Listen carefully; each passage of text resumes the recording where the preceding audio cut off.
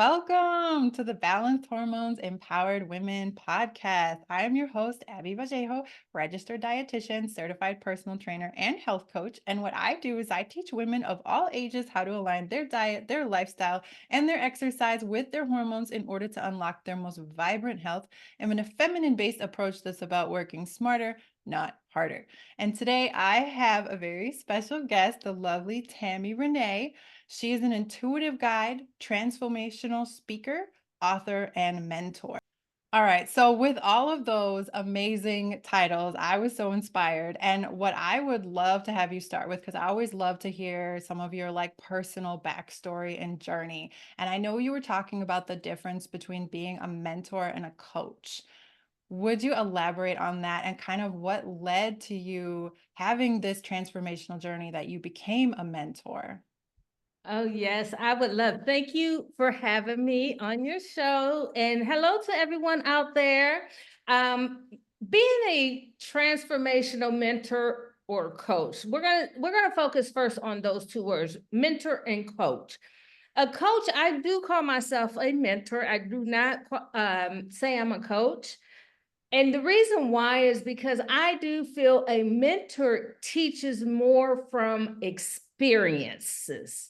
It's not textbook. It's not, someone can work with you. You can work with a coach to put your ideas and things together, gather more information, gather more knowledge, but your core principles are coming from what you actually went through, what you actually accomplished, overcame, experienced the highs, the lows, the in-betweens, and how to get through. Whereas a coach, they may not have experienced what they're teaching you, but Mhm. they would have been educated by someone to teach you. So when I go into transformational mentor, I feel like I'm like the queen of transformation. I don't know, that's what I've been told. I love that. I So love that. so I have, yeah, and it's very, I don't know.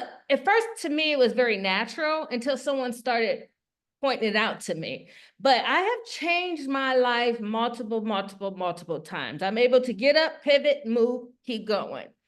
And because of that, when I started wave philosophy, I'm gonna bring that up real quick because wave philosophy ties into this. And wave Yeah, philosophy, what's wave? Tell us about that. yes, wave philosophy is my personal philosophy that I developed. And I got there because a coach saw something. And again, I was working with a coach, right? Because they are more logically educated and they can pull things out that we may not know. Mhm. And so she saw something in me that I did not see in myself. And that was I naturally work from my intrinsic skills. And because of that, I have been naturally able to transform my life and keep moving. You know, I've been homeless to owning an international business. Wow. And in between, a whole bunch of things happened, right? So when I say, I don't know where I was going with that, but we're going to find out. And we're going to pick that right back up. That's the fun thing about doing live, right? Exactly, exactly. So Yeah. wave is about trusting yourself, trusting your wisdom, trusting your intuition, and trusting your critical thinking. This is not all woo-woo. There is some logic to it also. So when you use your wisdom, you're using your intuition and your critical thinking together. Mhm. So all of Yeah. your experiences, and you're able to make these decisions without even thinking about it. You just naturally start making them. And Yeah. then there's the awareness part of wave. That is being aware not only of your surroundings or opportunities that may Mhm. pop in front of you, but it's Mhm. also being aware of how you feel, how you react, how you interact with other people, getting those warning signs, the go signs, the stop signs, all of Mhm. those feelings and things that we have inside of us. And then the V in wave is for vision. And that is trusting the visions that you receive or the ones that you actually provoke. Because sometimes we'll provoke a vision boards, visualize your future, visualize this. Everybody wants you to visualize. And Mm. there's more than just visualize, and just know that you have to put in the work too. Yeah. But trusting that whatever you're visualizing will come to you. And the other part of that is the visions that we receive. And that ties back into more of the intuition, because you will receive visions. And if you don't pay attention and you go Mhm. against it, good things may not come to be, right? Right, right. And then there's energy.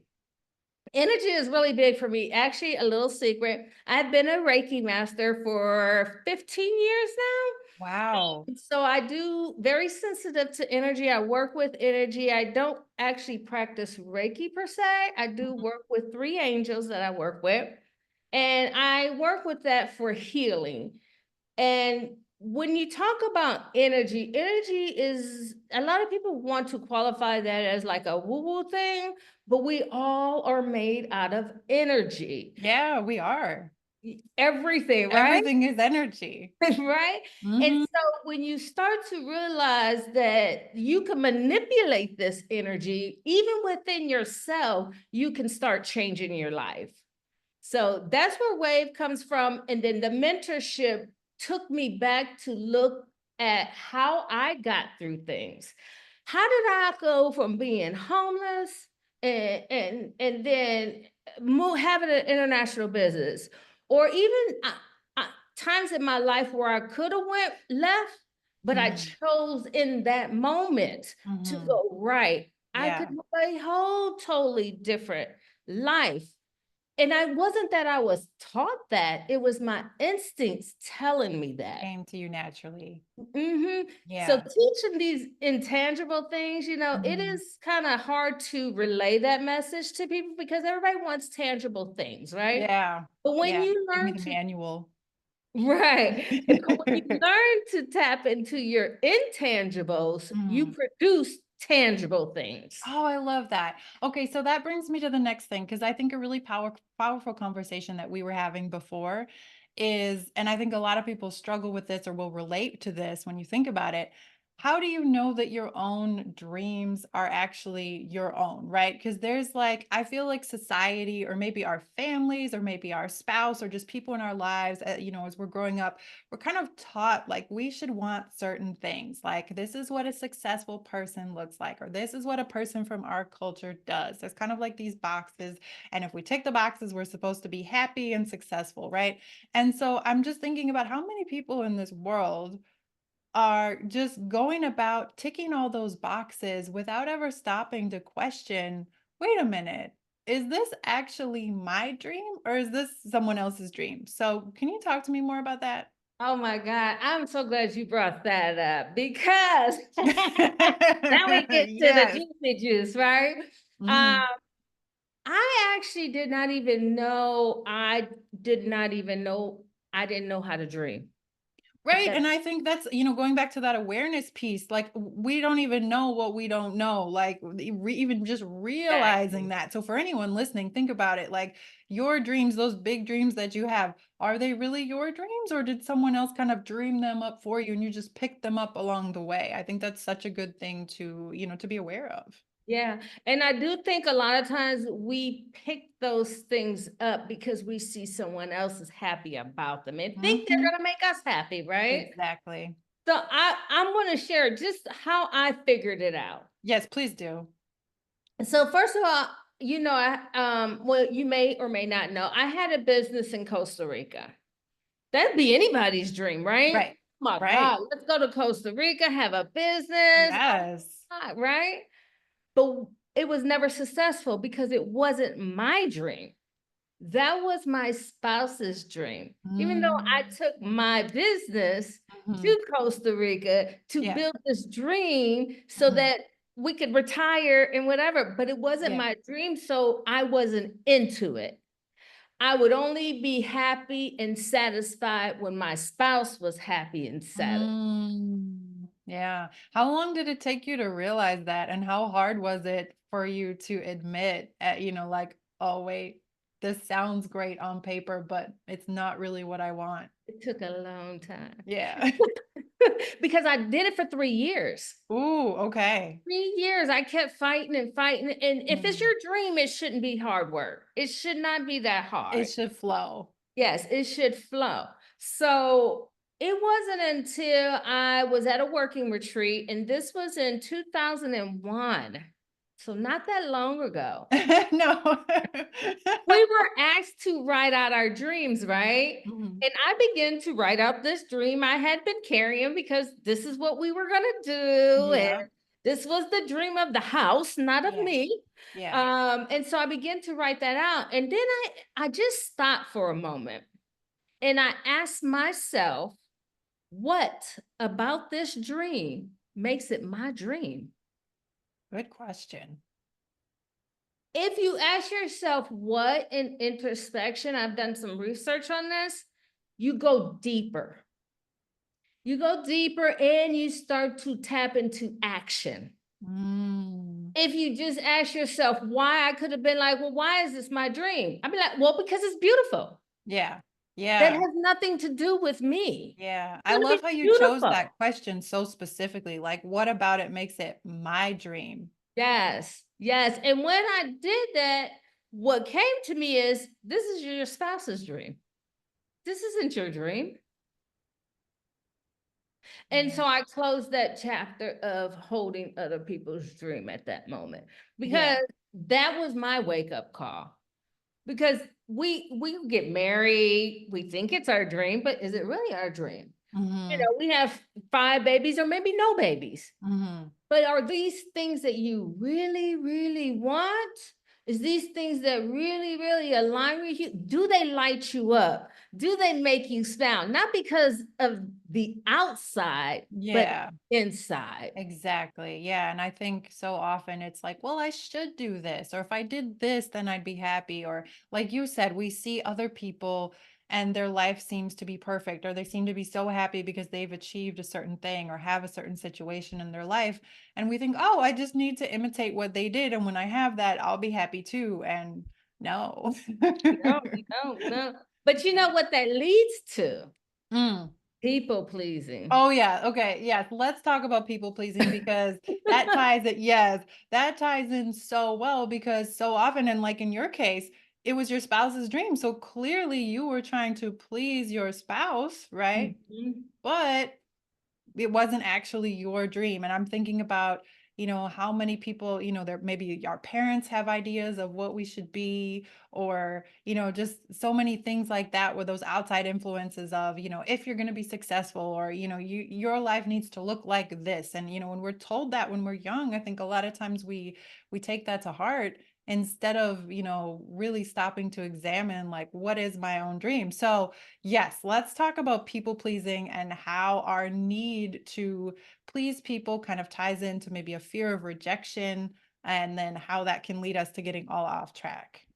Um, well, for me, the people pleasing and the fear of rejection is because we don't want to feel rejected, right? We, Right. we don't want to feel rejected. And when you're in that people pleasing mode, you want that person to feel good.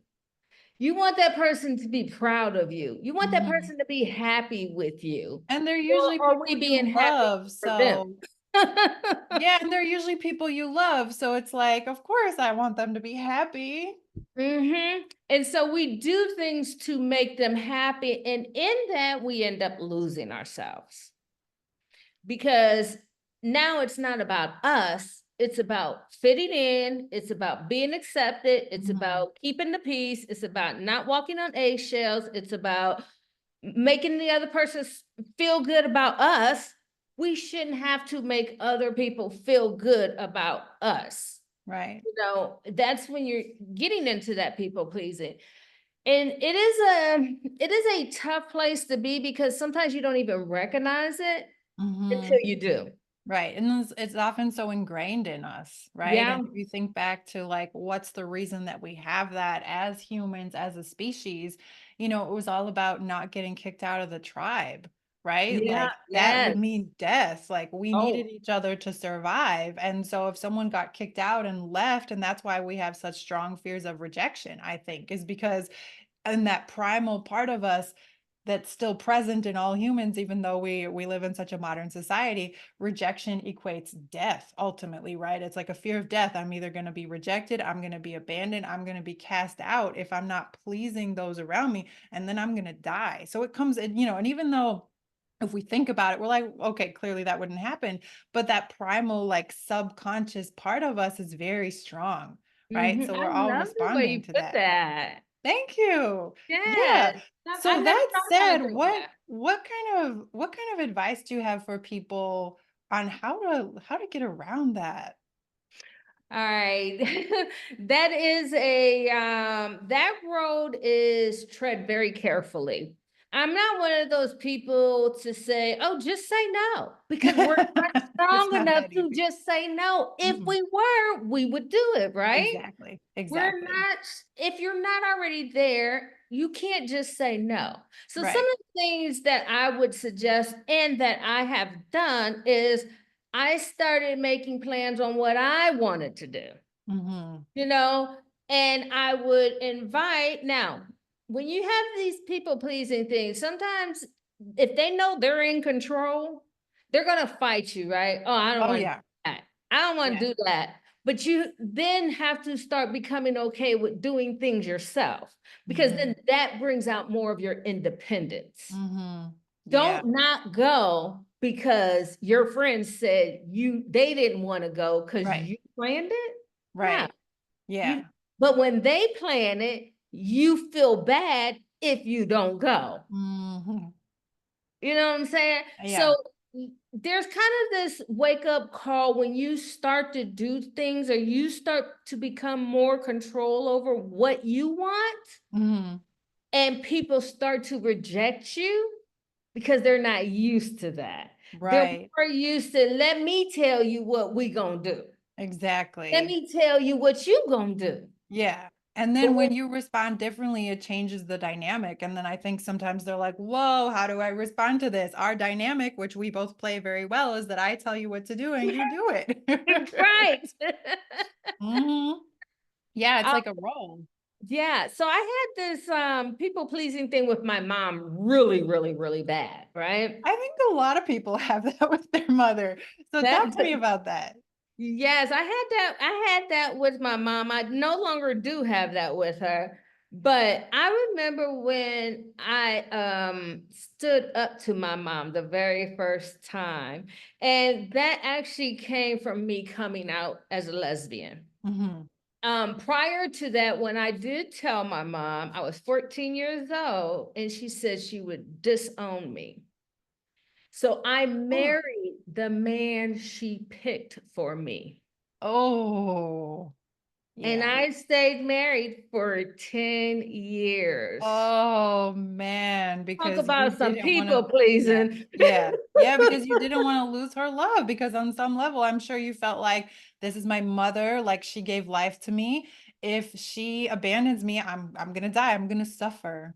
Yeah, and I didn't have my dad really in my life. So hmm she was all I had. So I Yeah. did everything to please her. But when I woke up from my dream, I'm going to call it that, because I had totally forgot that I had asked my mom that. That's how deep I was You into, just I suppressed it. forgot who I was. And Wow. that's what happens with people pleasing. Yeah. You forget who you are and you become who they want you to be. hmm And so when I started to wake up from that, I remember going to my husband and telling him, and we had a decent conversation. hmm I didn't want to really tell my mom at first, but my baby daughter ended up saying something. She didn't know what she was doing. I don't blame her. Actually, I thank her because she was at my mom's house and she told my mom, oh, she had a girl stay the night and she slept in the same room with my mom. My hmm mom came over. She was mad. She treated me like I was a 10-year-old and I'm 30 years old at the time. Wow. And so what I did was I packed up. Yeah, you could say I ran. Maybe I did. Maybe I just didn't want to be in that environment. It depends on how you look at it. Mm-hmm. I left. I went to the state that the person I had met online was at, Mm-hmm. and we connected that way in person. Mm-hmm. And then I wrote my mom a 3-page letter and told her exactly how I felt and told her if she wants me in her life, she either has to accept me or not. And Mm-hmm. you have to actually get to that point where you have to say enough is enough. Right. You'll get tired. And Yeah. we'll put up, people pleasers will put up for with years, even after they're aware. But there will come a time, and it could be sooner or Mm-hmm. later, but we Yeah. really want to make it happen sooner, right? Because Right. we want to you lose all those years. But yeah, I had to, I wrote her a letter and told her, this is who I am. Mm-hmm. Accept me for who I am, love Mm-hmm. me for who I am. Yeah. And she was very touched by that. That's what she told me. But I still was under the scope. Let's say the scope, not maybe Mm-hmm. the microscope, but Mm-hmm. maybe a larger scope. I had a little bit more room to move around, but I couldn't talk about things. Mm-hmm. So, she still was silencing my voice, Mm. but I was so I never really got out of the people pleasing, but I broke free a little bit. So it's Yeah, kind of well, like it a sounds like progress. it's a journey, like there's some Yeah. steps that need to be involved. And I want to talk about boundaries too, because I feel like this is going to start tying in like where do boundaries come in here? Because it sounds like you telling her and basically saying like, Mom, this is who I am. It sounds like you started to kind of, and then you removed yourself. It sounds like you kind of started to implement some boundaries. Yes, yes, exactly. And that's what you have to do with people pleasing. You have to implement those boundaries. And again, I'm not going to tell you, just tell them no, because it doesn't work that way. Mhm. You can't just say one day wake up and be like, no, unless it's something you've been meditating on for, a while. Right. You might Right. be able to, but the chances is it's not going to happen. People are going to still slip in. So when you're setting boundaries, again, this goes back to where I was talking about, start doing things that you like, Hmm. start planning the events that you like. Hmm. And then even to the point, if you get invited to an event that you really don't want to go to, start saying, I can't go, I can't make it. Just say I Hmm. can't make that one. Yeah. That's your easy way into moving into boundaries. Yeah. You know, Yeah. see how they react. Um, but the problem with family and boundaries, let me tell you this first. When I first started work, can I share with you the difference between boundaries and walls real Oh, quick? yes, please do. Yeah, I think Okay. that's a great thing to talk about. Yeah, because that's going to tie into what I'm talking about. Because when I first started setting up boundaries, I learned the difference between boundaries and walls. But when I first started setting up those boundaries, my sister came to me and said, you got walls up so thick. But she never said that when I had my walls up. Mhm. And the reason why is because when we have walls up, we are literally blocking the energy flow of emotions. Mhm. So people can do whatever they want to us, and we're not going to express the Mhm. pain, the hurt, Mhm. all of those things. And people will have walls that affect them differently. Some people may not be open, but I was still like a very open person, but I Mhm. wasn't allowing myself to receive the care and love. Okay. So I look at walls as a way of blocking anything from coming So in and out. nothing's coming through the wall. Yes. And when you start to set up boundaries, now you're over to peek over the fence and Mhm. you can invite what you want in. I love that. Yeah, so like love can come through, empathy can come through, understanding can come through. You're not blocked off, but it's like a healthy like but those behaviors stop here for the things that don't Yes. okay. Yes. So Mhm. when I first started it, my sister confused my boundaries with my walls. And that was a wake-up call for me because I'm like, what are you talking about? I got boundaries. I don't have Mhm. walls up. Mhm. Because I knew how I felt when I had walls. I ain't feel nothing. You can Mhm. hurt me. You can do whatever you want. I'm here for you. I'm gonna take it. I'm never gonna cry on your shoulder, but you can come and cry on my shoulder. Mm. It was always a one-way emotion energy Yeah. exchange. I'm Yeah. always just giving, giving, giving, but I'm Yeah. not letting anything in. Oh, and that's gotta be really hard to change because, like I was saying before, the other person kind of has that expectation. It's like we kind of teach each other in our relationship how to treat each other. And if we have like established roles, I think it can be a big challenge when suddenly one person is like, hey, no, this is no longer okay. Let's shift this. I think it's Mhm. pretty expected to get some like pushback from Oh that. yeah. Yeah. Yeah. So what did you do?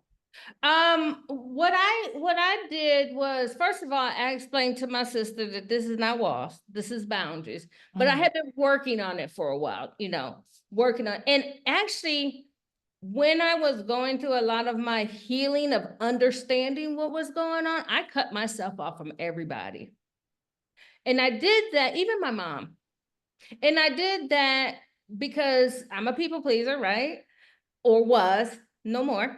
I was a people pleaser. So if I allowed one person in, mm, everybody else thinks they can have access. mhm. And I Yeah. didn't want to have to deal with that. So I knew Yeah. what I wanted. You Mhm. have to begin to know what you want. I did work with a therapist. I did not do it alone. Mhm. And so I literally had to, because I had to cut them off, because if I didn't feel supported, it would upset me. If I didn't Mhm. feel like they understood, it would upset me. If I didn't feel like they had any kind of compassion or empathy towards what I'm going through, I Mhm. wouldn't understand. Yeah. Then I'll just keep going in this cycle. And then eventually, some people will just be like, you know what? I can't fight this battle. I'm just going to give in Mhm. and get back into the cycle again. The old ways. But I literally had to, like, call it a sabbatical, call it whatever you I want. like that. That's a good way of putting it. Yeah, a sabbatical. Yes, call it whatever you want. Nobody has to know you're doing this for you because it's for you. Mhm. It's not for everybody else. Yeah. Yeah. So literally I cut my sisters off, I cut my mom off, I cut everybody off, and it wasn't, and I told them it, I don't know if I told them or what I did, but I may have stayed just enough contact to let them know I'm not like running away or going Mhm. anywhere. Mhm. I'm going through this process Yeah, it's like I'm of here, I'm healing. just not available. Yes, Yeah. yes. Yeah. Um, and then you'll still have those family members who just don't understand, and they will just kind of keep going. They'll stay silent for a while. They'll come back and push your buttons, and then they'll Mhm. say, you changed, or, Mhm. you what you think you're too good, not understanding. Yeah, I think I'm good for me. Oh, I love that. Yes. Yeah. Because that's what it's about. And I had one family member who, they wanted, like, literally the whole family. They want me to come down there, go, I guess, emotionally dump on me or what they Mhm. don't like about me. And I'm like, Mhm. but I'm not going to change. I am who I am. If Mhm. you can't accept me, Mhm. then you can't accept me. I'm not Right. going to change for Right. you. Right. Yeah.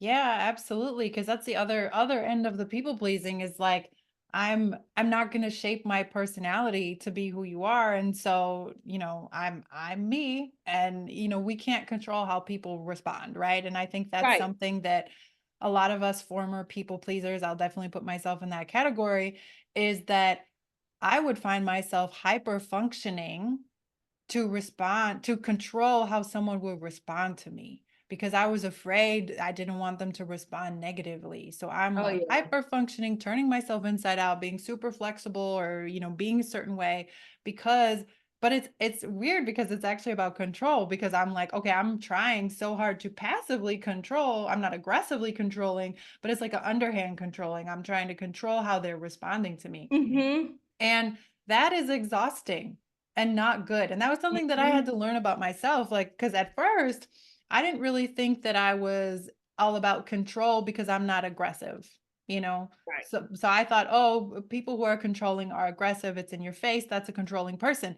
But when I really kind of started examining this, I realized there's another type of control, and it's that passive, underhanded control of, and it might be like done very kindly, like doing really nice things for someone so that they like you, you know? Right. And I realized that I had that pattern. And I think that ties into people pleasing because I was trying to please them. And it was exhausting. And I really have had to like eradicate that behavior from myself and kind of like you said, get to that point where it's like, this is me. This is what I have to offer. Either you're gonna like it or you're not gonna. You know, we're not for everybody, but the people that are right for us, they're gonna love it. Right, right. And you don't have to be mean about it. You don't have to Mhm. be, matter of fact, the more nice you are about it, the easier it becomes to walk away because they don't want you to be that nice. They don't want you to know yourself that well. Yeah, and I think there's a difference between being nice versus kind. And I don't know, this is just kind of me personally, but I tend to think of nice as being more of like the people pleasing, like, oh, she's so nice, like she does anything I want, she's so nice, versus kind, because someone who's Mm. kind can be kind, but they can still be firm. You know, you Yes, can still have a backbone and be kind. yes. Ah, I love that. I'm gonna steal that from you. Nice and like that. Actually, and then how you use it, like, oh, she's so nice. Yeah, because they're falling into, oh, you can get whatever you want from her Yeah. because she's so nice. Is she so nice? She doesn't say no.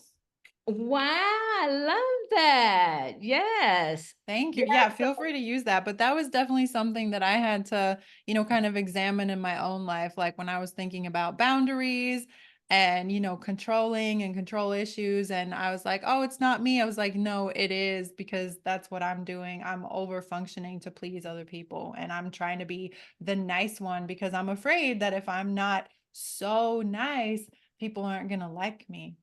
Mm-hmm. Yep, I get it. I get it. So when you talk about that, and when I talked about the last family that it's like the whole almost the whole family, Hmm. something had happened and they didn't agree with the way that I handle things in my house, right? Did you hear that, right? My Yep. house. Your house. Yes. And all of a sudden, one by one, every last one of those in that family started defriending me on Facebook. And I didn't understand. And when you have a friend defriend you on Facebook, okay, whatever. But when Mm, you start having family who don't live in the same state with you, and that is the only way that you really watch the kids grow up or anything, that mhm. hurts to your core. Yeah. It hurt to my Yeah. core. Yeah. And they started defriending me. And I was like, I don't understand. What is going on? What did I do to Mhm. make y'all treat me this way? Mhm. You know? And finally I end up talking to one of the main person that where this all started. And Mhm. I remember when I got off the phone with her and I said, I'm good. I just had to make peace with this. Because Mhm. not because I'm a people pleaser, but because I needed to understand why I was letting go. Mhm. So I had to talk to her. Why is this happening?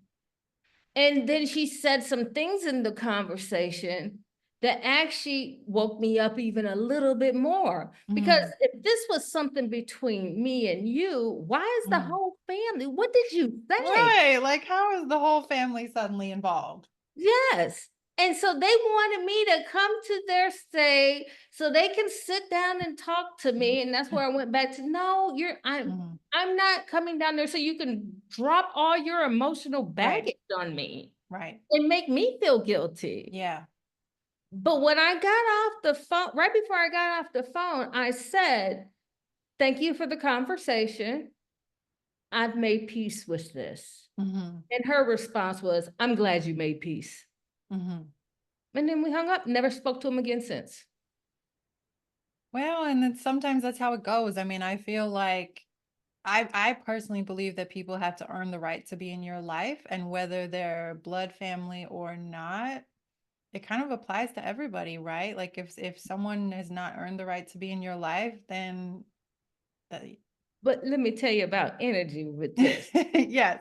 Let me tell you, when I did that, what you do is you make room.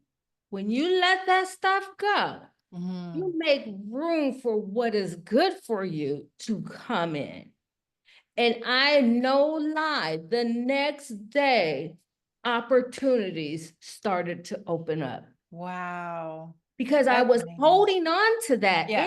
Yeah. energy Yeah. with my family. I can't just let them go. Yeah. I Yeah. can't, they live in another state. I don't have to talk to them, but you're Mhm. still holding it. Yeah. Yeah. So Yeah, and after, that makes sense. If you're holding all this baggage and you're holding on to it, like, how even can if you're you not dealing with it on a daily basis. yeah. Yeah. And then how can the blessings come in if you're so occupied with all of that, you know? You Mm-hmm. can't, your hands aren't open to receive. Mm-hmm. So Yeah. when I got off the phone and I said, I've made peace, Mhm. I meant that. And Yeah. the next day, literally, I started receiving things that were good for me. Wow. What a like really strong confirmation too, because that had to have been scary. Oh, yeah. Yeah. I was Yeah. avoiding it. Yeah. But Mhm. then for things to turn around so fast, like, Mhm. wow. Okay, yeah, I did need to do that. Yeah, it is very much, it made me even stronger. Mhm. Yeah. Yeah. Wow. Mhm. I'm sure there's a lot of people out there that have kind of similar situations Mhm. where, especially with family, where family has certain expectations, or there's been certain roles that have been, the roles have been maybe been being played that way since childhood. Oh, you yeah. know? And then it's like you start to, and I think the hard thing is like when you're the person, when you're kind of like the black sheep of your family, or you're that person that starts like, doing the work on yourself because you've kind of been maybe empathic or sensitive to energy, and you just kind of know like that things are deeper. And so you start doing the work on yourself, but then maybe your family isn't doing the work, or your friend group isn't doing Mhm. the work, and suddenly you're outgrowing them, or you're not fitting in anymore, and things are getting uncomfortable, and then it's like, oh my gosh, what do I do? Right. Right, right. Even with spouses, Hmm. you Yeah. know, and because you are in close everyday faces, yeah, your spouse will watch you go through these things. But when you start to grow and you see that maybe your spouse is not growing with you, you start to question those things. Hmm. Yeah. Um, and resentment will happen, things will happen, and that kind of happened with us a little bit. I was told like I was outgrowing them. So, Hmm. but you really have to know where your heart is, because sometimes you're there to help the other person, to help them grow with you. Hmm. Or it could be that sometimes maybe you did outgrow them. So you Yeah. really have to understand what you want. And it goes back to that what question instead of why question. And Yeah. if it's something you both want to work on, then I would suggest like counseling, or, doing things together, which is Hmm. something we did. We did counseling so that they could understand. Because a lot of times when the people say you're changed, they don't understand because they're not going through it. Hmm. They haven't dug up all of those things that's been in their mindset, and having them think the way they think, or how they feel the way they feel. They Yeah. haven't done that, so they don't understand. And a lot of people don't want to. Yeah, I mean, it can be the familiar is is easier, right? So sometimes it's just easier not to do the work and dig up those things and examine those things. But the rewards. The rewards. Oh my gosh. So, yeah. So what would you say to someone if they're listening and this is really resonating with them, and they're like, gosh, I wonder if I don't have enough boundaries in place in my life. I wonder if I might be a people pleaser. Like they're just starting to question, What are some things that they could look out for or be mindful of that might help them determine maybe they do need some more boundaries in their life, or maybe they are a people pleaser? Like, do you have any kind of thoughts or advice on that? Yeah, I would say some of the things to look for or ask yourself. First of all, is how you feel when you're with that person. Do you feel anxious? Do you feel tense? Do you feel nervous? Do you feel just lethargic? You have no energy. Those are telltale signs that whatever's going on in that environment, that it's not aligned with you. So So that sounds like it applies not just to people in relationships, but also like a business, for example, like you said, where you were running your business for years and you weren't like fueled by your passion. You felt like you were yes. just struggling. Yeah, exactly. You struggle more. It's not a flow. Hmm.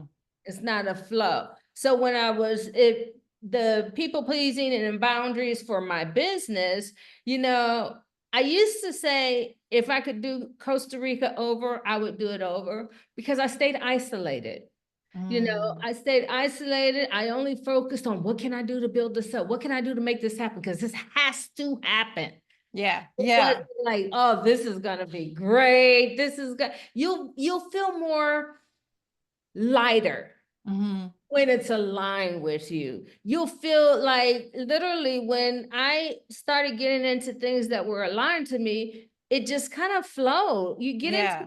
creative energy or this passion energy, your Mhm. motivation will kick in. Yeah, you have more energy. And I always feel like in alignment, you're when you're in alignment because one thing will just flow to the next, to the next, to the next. It's like you kind of get this little impulse like, "Oh, I'm going to go over here, or I'm going to do this, or I'm going to contact this person." And you might not even know why, but you trust it and you take that little step and then suddenly that little step leads you to the next step and suddenly that leads you to the next thing and it's not hard. It's kind of like this fun little process of one thing leading to the next. Versus when you're not in alignment, you're like pushing a boulder up a hill. On the same thing over Yeah. and over Yeah. and over and over again. Yeah. Yes. And one point I want to add to when you were talking about when you're in alignment, how things just flow. Another thing I think people kind of take for granted, sometimes you may not even know why you're doing something like you just said. So for Mhm. instance, when I wrote my poetry book, I didn't know I was writing a book. Mm. I just felt the flow of writing through my healing process, Mhm. and it came out in a poetry way. And Wow. it wasn't until I got through 2 years of healing Yeah. that I was basically had the vision, oh, this is a book. And it That's was already amazing. done. Yeah. Yeah. Guys will do things today that will not come to fruition a year later. Yeah. So don't do something because if you get inspired to do something, make sure you're doing it not because somebody wants you to do it, but you're doing it because it was sparked within you. Mhm. Yeah, and I And think going back to that question that you said that you asked yourself, like, what is about this that makes it my dream or my goal or that, that appeals to me yes, specifically? yes. And that actually helps you take action too. Hmm. So you can ask yourself, well, what can I do about it? So if Yeah. you're in boundaries or people pleasing and you want to know how to get out of it, well, what can I change to make me feel more aligned? Yeah. What can I do today to help me get closer to where I want to be in a week from now? Right. And You I don't think have to even go if a it's year. You can just go yeah. a week. Yeah, and even if it's little things, I think so often when we're like very trained to live other people's dream and to please other people, we have a hard time stating what our own desires are. And even for small things, like, so I heard this piece of advice once and I thought it was really helpful. Like, start with the smallest decisions, like, what flavor of ice cream do you want? Or what Mhm. color do you want to wear that day? Or, you know what I mean? Like, just Yeah. little decisions, like, for you to help identify your preferences. And because those little things aren't scary, and the more you practice that, the more you trust yourself. And then you can kind of extend that on to like the bigger decisions in your life, right? Would you say Mm. that's good advice? I would say that is excellent advice. Yeah, so I would say practicing that. things like that on a regular basis can really help you like be more confident in your bigger decisions in Right. life. Yep. And another thing people can do if they have, like, let's just hypothetically say they like to paint. Okay, just hypothetically, but their crowd of people don't like to paint. So they don't never go paint, right? Because they Mm-hmm. don't have nobody to go paint with. So they're Right. fulfilling that need within them. So what I would suggest, and it could be on any topic, there's Meetup. I think everybody should know about Meetup, right? You can go on Meetup or find clubs, organizations that do the things you want to do. Mm-hmm. And guess what? You're going to find other people in that group that want to do the same things you want to Wow. do. Yeah, that's amazing. That's a really good idea. That's something that I haven't really thought of. So Meetup helps you find people that are like doing activity, same type of activities, and you can That go you on. are Okay. interested in. That's so Mhm, awesome. What a good idea. mhm. So you are, let's say you're into pottery, you're into yoga, you're into book reading, anything you can think of, or you can start your own group because somebody out there want to do it too. Right, right. I love that. Yeah, and then you're around people that have similar You're interests to you. So you're suddenly there's not that pushback because it's like they're also interested in it. So you're like, yes. oh, this is safe for me to like that. There's other people that like it too. Yes, Yeah, yes. And you don't have to feel like you're doing it alone. I know introverts tend to be more people pleasers than anything. I think that's right. So a lot of times people get confused, introverts and shy people, right? They're two different things. But if you are an introvert, if you start doing these things, like say you want to go to a discussion talk, because introverts love to talk, get into those deep conversations. We love deep conversations. Yeah, that's Yes, true. yes. So you can find groups like that. Mhm, And now you're having someone that you can talk to, and you are building this bond based on like conversations. And mhm. your friends who didn't want to do it with you, they don't have to come because Yeah. you're building a new circle. I love that. Yeah, and sometimes that's necessary. And I think it can be very scary, like outgrowing your friend group, especially if they're friends maybe you've had since childhood or a long time. But I think it does get to that point where you have to decide, like, am I gonna stay stagnant just to play safe and because it feels familiar, or am I gonna trust myself and my need to grow and that it's okay for me to like expand and explore Mhm. more and continue on? It's two things I find when people are growing and changing, two things I find that happen. You're gonna get the people who may not understand it, and I'm talking about the people you already knew. We're just gonna deal with those people. The people you don't, they may not understand it, they may not accept it, but they're watching you, and Hmm. you may even be inspiring them. Yeah. Because Yeah. I've had people say to me, and it took me off guard. I'm like, oh, I didn't know I did that for you. Yeah, I didn't know yeah, you felt that yeah. way. You know, but then you're going to have true color. This is when the true colors come out. You're going to have those who are the resistance, Mhm, and they're going to fall off. mhm. It's just a matter of how long it takes based on you, really, because And I you have control them. Yeah, and I have kind of an interesting question here. So, do you think that the resistance serves a purpose? Like, I mean, often we look at it and we're like, okay, that's an awful situation, or, my family treated me badly, or, whatever the situation is. But if we're looking at it from a bigger perspective, do you think there's a place where we could look at it and go, well, if that hadn't happened, I wouldn't have been Yeah. as motivated to figure out who I really am or define my own desires or life path, right? I do. I do agree with that.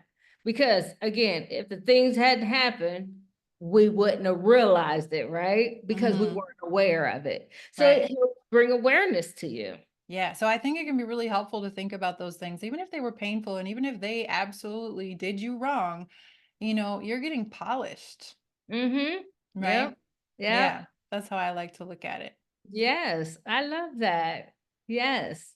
And I think I can actually say that is probably where I made the phone call and I said I just had to make peace. Hmm. Kind of like I knew it was coming, but I had to understand why it was coming. Hmm.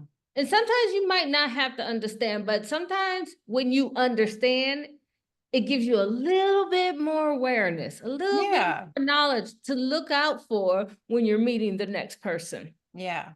Exactly. So Yeah. yes, I do think it all plays a part of our Yeah. growth. Yeah. I mean, I always like to look at things holistically. So I have this tendency, when we're going through it and we're in the thick of it, sometimes it can be really hard to see it that way.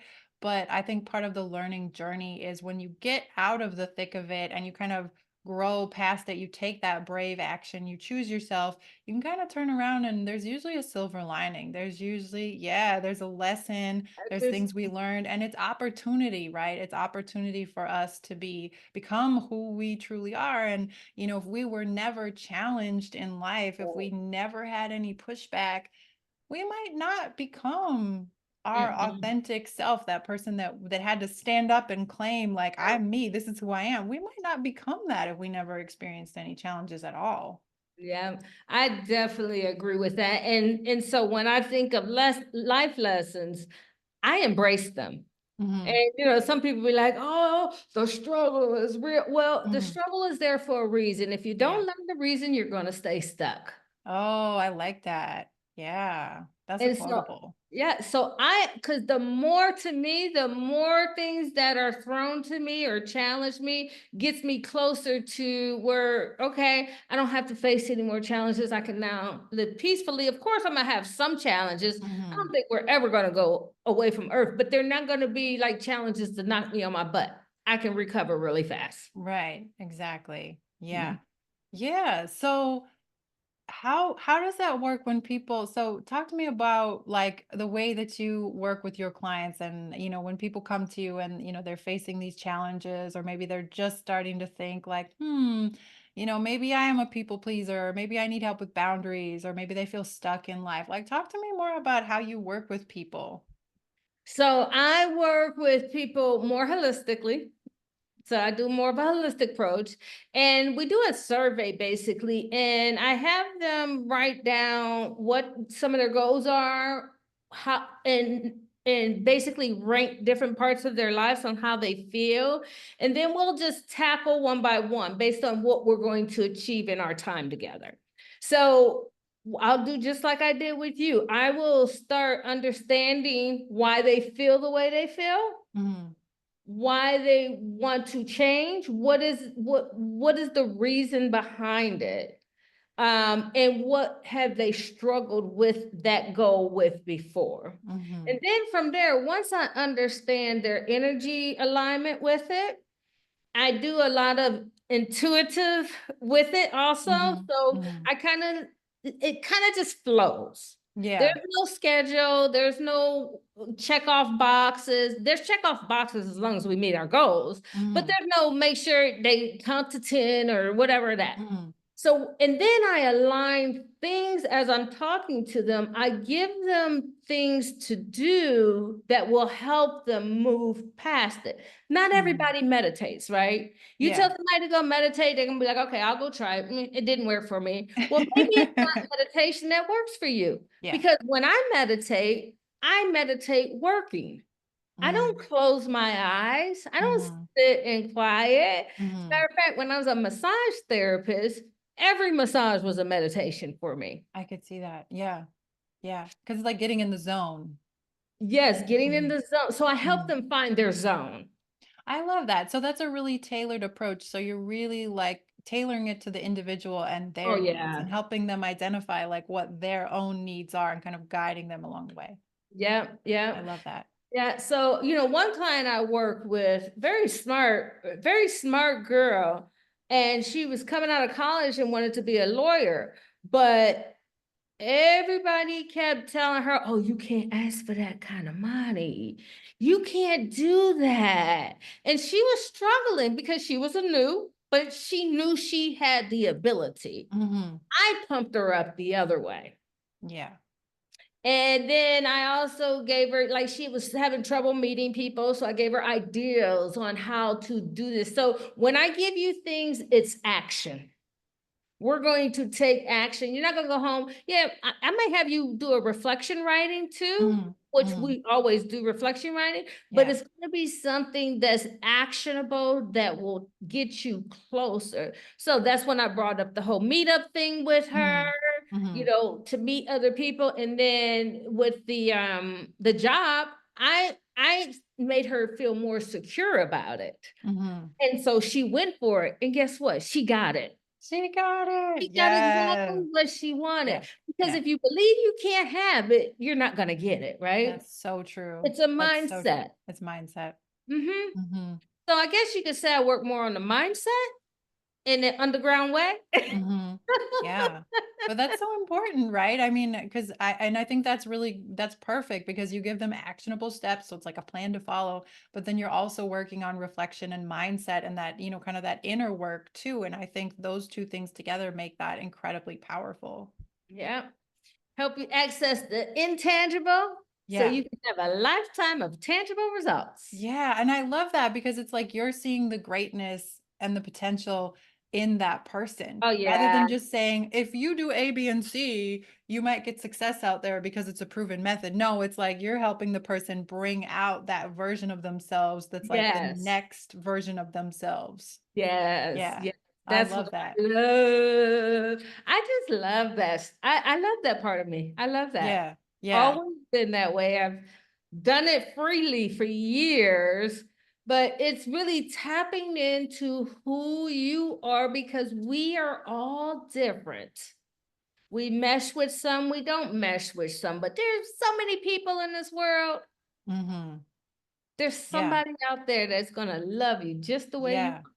Yeah, exactly. It's like the more authentic you are, the more you'll find your tribe and call in your people. And like I was saying before, those people will love you for it. They'll be inspired and you'll connect with the right people when you're who you really are. Like you are. will not be alone because I think we all respond to authenticity and it's one of those things like I think that we can just sense, like when someone's being authentic and real, we just have this like innate ability to sense that. We just know, like, oh, this person is really authentic and genuine. And I think we all respect and admire that. I think that's probably true for all human beings. So you Mhm. can't go wrong with doing that. Yeah, there might be some pushback, but that's just sandpaper polishing you into a beautiful, shiny stone, Right? right?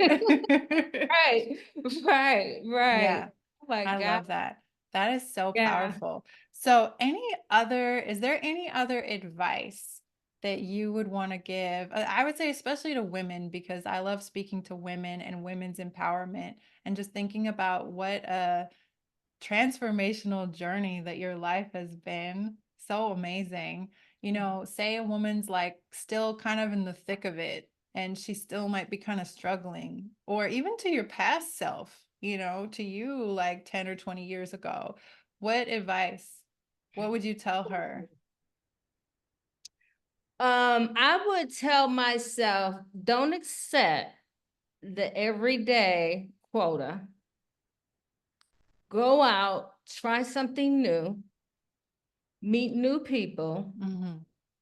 and don't stop and get stuck.